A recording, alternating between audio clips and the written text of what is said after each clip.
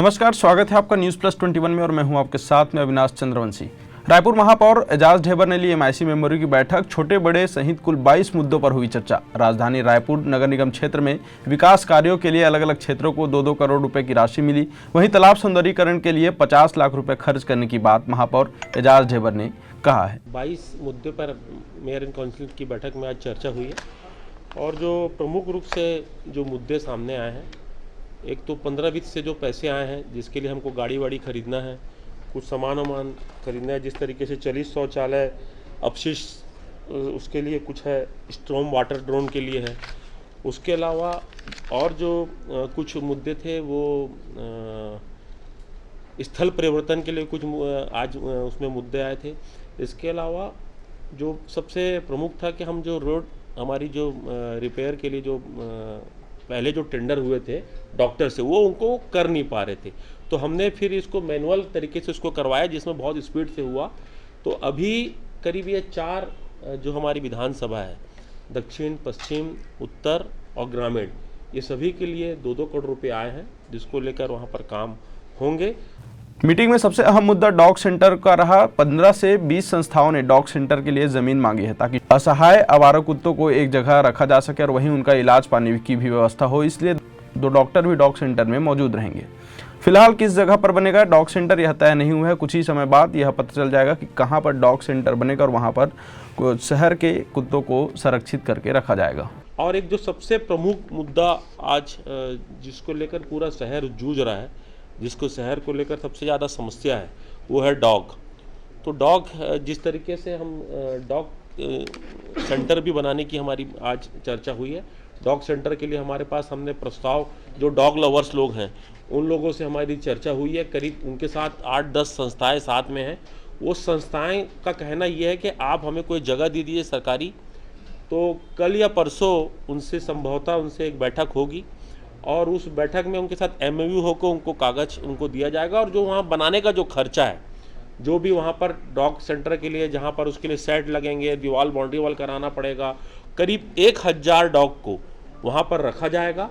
उसके अलावा जो हमारे पास अभी 2 डॉक्टर हैं जो अभी जो नसबंदी का हमारा काम देखते हैं, उन डॉक्टरों को भी टीम को वहाँ पर एक छोटा सा सेटअप बना के वहाँ पर डॉक्टरों को भी रखा जाएगा। तो एक अच्छी शुरुआत, जो पूरा शहर अभी जूझ रहा है, जो कुत्ते पूरे तरीके से पागल हो गए हैं या फिर पूरे तरीके से लोगों को काटना कर रहे हैं। अभी एक MIC में भी एक चर्चा हुई कि ज्ञानेश शर्मा जी के वार्ड में एक कुत्ते ने करीब 20-22 लोग को काट चुका है। तो ऐसी कई सारी समस्या है जिसको लेकर पूरा शहर जूझ रहा है। तो मुझे लगता है कि जब ये डॉग सेंटर खुल जाएगा तो रायपुर में जो डॉग की समस्या है, मेरे ख्याल से उससे बहुत कुछ निजात मिलेगा। मैंने पहले कहा कि इसके लिए 15-20 संस्थाएं एक साथ, जो डॉग लवर्स हैं, उन लोग ने आपस में एक संस्था बना ली है, सब लोग मिलके, जो अलग अलग एरिया में। आप देखिएगा कि रात के जब शाम का जब समय होता है तो हर अलग अलग एरिया में कोई कुत्ते को उसमें खिलाने के लिए, बाल्टी में खिलाने के लिए हर तरफ कोई ना कोई अलग अलग निकलता है। कोई दूर जाता है, कोई शहर में ही करता है। अभी मैं एक चीज़ को देखा, एक जन कुत्ता, एक जन कोई ख़त्म हुआ तो 3 डॉग लवर आपस में एक दूसरे को पकड़ के रो रहे थे। तो मतलब यहाँ पर डॉग लवर्स भी बहुत हैं, मतलब जो डॉगों को डायरेक्ट खाना भी देते हैं, जो उनको देखभाल भी करते हैं। तो ऐसे लोग इस संस्था में हैं। तो मुझे लगता है कि जो कुत्तों की रखवाली भी होगी, दूसरी चीज़ जो कुत्ते काट रहे हैं उनका उधर इलाज भी होगा, जिस तरीके से वो करें। क्योंकि अब हमें भी बहुत ज़्यादा इसमें बारीकी से पता नहीं है, इसलिए हमने वो जो डॉक्टर की भी टीम है हमने वहाँ पर डिप्यूट कर दी है। जो हमारे 2 डॉक्टर भी हैं वो लगातार वहीं पर बैठेंगे। देखिए, इसको लेकर अभी चर्चा अभी जारी है। अभी 3-4 जगह हम उनको दिखाए हैं, तो मुझे लगता है एक जगह कोई फाइनल हो जाएगी। और मुझे लगता है कि उसको बनाने में करीब 1.5 से 2 करोड़ रुपया उसमें खर्चा आएगा। और खर्चा करने के बाद मुझे लगता है कि फिर जो पूरा जो होगा, उनको खिलाना, उनको रखना, उनको पूरे तरीके से पूरा जो खर्चा है वो संस्था करेगी, वो हमारे ऊपर नहीं रहेगा। नहीं, डॉक्टरों की भर्ती नहीं हो, फिर इसलिए तो संस्थाएं को वहाँ पर रख रहे हैं। इतनी सारी जो संस्था रहेगी, नहीं, वो भी तो होगी ना, वो क्यों नहीं होगी? वो हमारा काम चालू, वो हमारा काम। देखिए, जहाँ तक कि अगर आप देखेंगे तो अभी पहले जो छोटे छोटे जो हमको बच्चे दिखते थे कुत्ते के, ये अब कहीं पर भी मेरे ख्याल से ये बात को तो हमको मानना पड़ेगा कि वो बच्चे नहीं दिखते।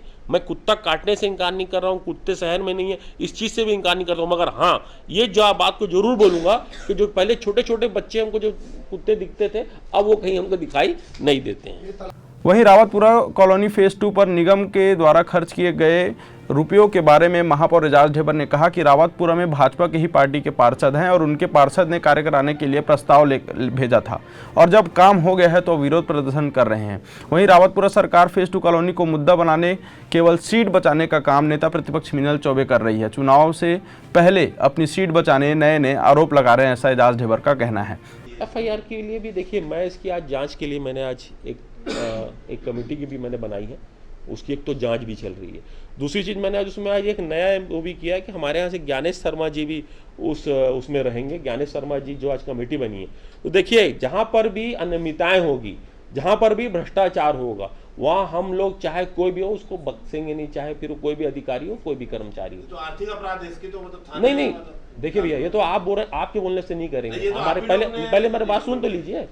जांच पड़ताल के बाद इसके बाद इसमें आर्थिक अपराध क्या है क्या नहीं, कमेटी बनी है ना, कमेटी जो निर्णय लेगी वो ठीक है ना भैया। आप इसमें यह है कि मैं मेरी मर्जी से या आपकी मर्जी से नहीं चल सकता, जो भी काम होगा वो कमेटी का वो करेंगे। दूसरी चीज, आप लोग सब लोग ने बहुत कल इस मुद्दे को आप लोग ने उठाए कि भाई रावतपुरा फेज 2 में मतलब वहाँ पर जो काम हो गया, एक इकट्ठा पूरा टेंडर हो गया।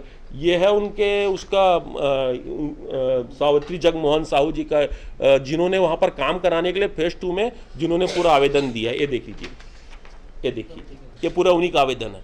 अलग अलग आवेदन है जिसमें आप लोग कल आप मुझसे सवाल कर रहे थे, ये देखिए। और मैंने कहा कि भारतीय जनता का पार्टी का वहाँ पर पार्षद है, क्यों विरोध नहीं किया, क्यों जाके नहीं देखा, प्रस्ताव उसका था, क्यों वो नहीं किया उसने।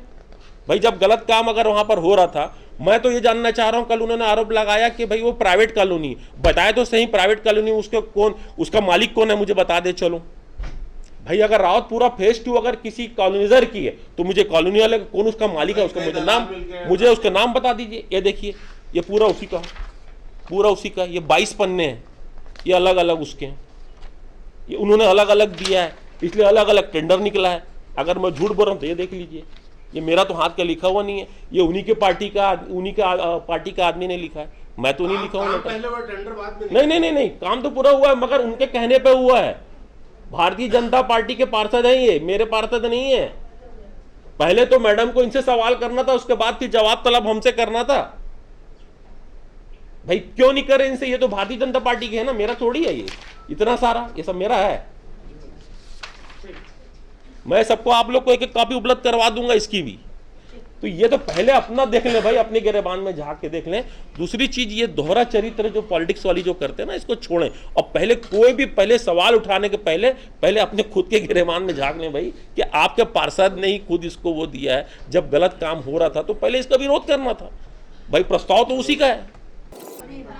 अब ऐसा है, देखिए, अब सुर्खियां तो वो है कि अब मैं तो सुर्खियों में ये मानता हूं कि उनको खुद को वहां से चुनाव लड़ना है, क्योंकि इस बार देखिए, मैं तो किसी ना मैं कोई चुनाव लड़ने चाहता हूं, ना पार्टी जैसा बोलेगी वैसा मैं काम करूंगा। अब मेरी छवि खराब करने, शहर की जनता जानती कि हम शहर के लिए कितना काम कर रहे हैं, और मुझे तो खैर किसी भी नेता या लीडर से नहीं, मैं तो ये जानता हूं कि मेरा जो फर्ज है इस कुर्सी में बैठ के कि शहर की जनता के लिए हम कैसे अच्छे काम कर सकते हैं, वो काम को हम कर रहे हैं। वहीं दूसरी तरफ मीनल चौबे के बयान से नाराज रावतपुरा के रहवासियों ने निगम के बाहर जमकर प्रदर्शन किया। उनका कहना है कि रावतपुरा फेज 2 कोई निजी कॉलोनी नहीं और ना ही कोई अवैध कॉलोनी है। रावतपुरा में हुए कार्यों को लेकर बिना विज्ञापन के टेंडर निकालने वाले अधिकारियों पर भी जांच समिति बैठाई गई है। तो इस प्रकार से ये मुद्दा गर्माता नजर आ रहा है और नगर निगम में भी सियासत अब गर्माता नजर आ रहा है। राजेश मुड़त एक बार फिर नालंदा परिसर के पीछे बन रहे चौपाटी को लेकर विरोध प्रदर्शन किए हैं। उनका वो जहाँ उन जगह पर जाकर वहाँ जांच किए हैं। हालांकि एजाज ढेबर का कहना है कि ये केवल चुनावी समय है, चुनाव होने वाला है, इसलिए सब तैयारी कर रहे हैं अपनी अपनी सीट बचाने के लिए। तो इस तरह से नगर निगम क्षेत्र में और राजधानी में सियासत जो है गर्माता नजर आ रहा है। ऐसे ही तमाम बड़ी जानकारियों से अपडेट रहने के लिए देखते रहें न्यूज़ प्लस 21, आपके हक की बात।